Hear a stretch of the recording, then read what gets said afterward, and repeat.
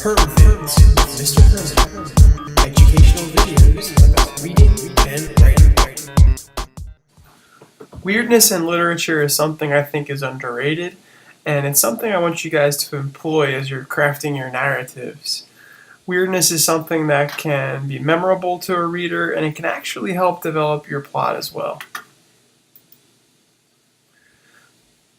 It's a valuable asset to story writers. This weirdness can add some strange elements to your tale. You can keep readers intrigued and provide new bizarre characters and conflicts for your main characters to deal with. The main character doesn't have to be a bizarre character, but they could encounter others who are, and this could provide for new and interesting conflicts. You can avoid cliches by using weirdness. It's a great strategy to make your writing unique. So let's figure out some more elements of getting weird.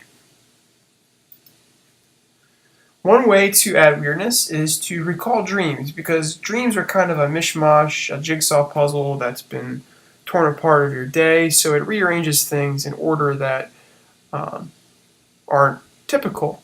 They can be a great source for bizarre scenarios, but you want to avoid just retelling a dream because nobody likes that. It's always boring to listen to other people's dreams. So you would want to take parts of them and weave them into your narrative. Maybe just part of your dream could give you an idea, and you could spend time crafting your fiction story from that basis. For instance, Twilight, the famous Twilight series, and the famous novel Frankenstein were both said to be based on dreams from their authors. A great way to record these things is to, of course, keep a dream journal, or when one of these great dreams pops up in your brain, jot it down in some sort of graphic organizer, maybe one of the ones that I showed you earlier in this course. Another way to get weird is to do what's called taking a left turn.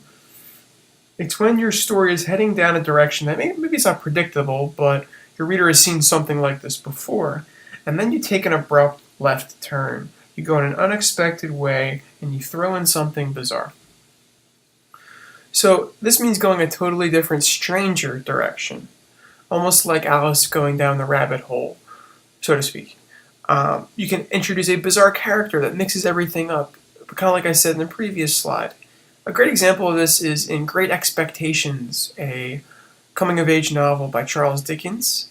Pip is this kind of typical Dickensian orphan, meaning he is a young man who is struggling to make ends meet. He is poor, and he all of a sudden, through fate, encounters this character of Miss Havisham, who is this insane old woman who wears her wedding dress from decades ago when she was left at the altar, and she lives in a room with that hasn't been changed since then. That's an image of her at the bottom.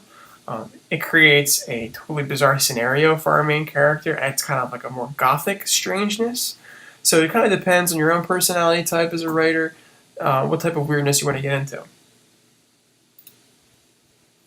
So another way to add some weirdness is to create something that's normal, except for one small bizarre detail.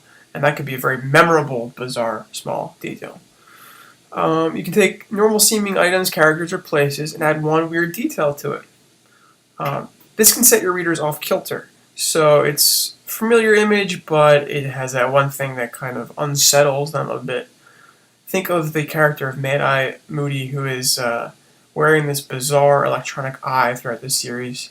The Harry Potter series is great for having seemingly normal characters, except for that kind of one bizarre detail.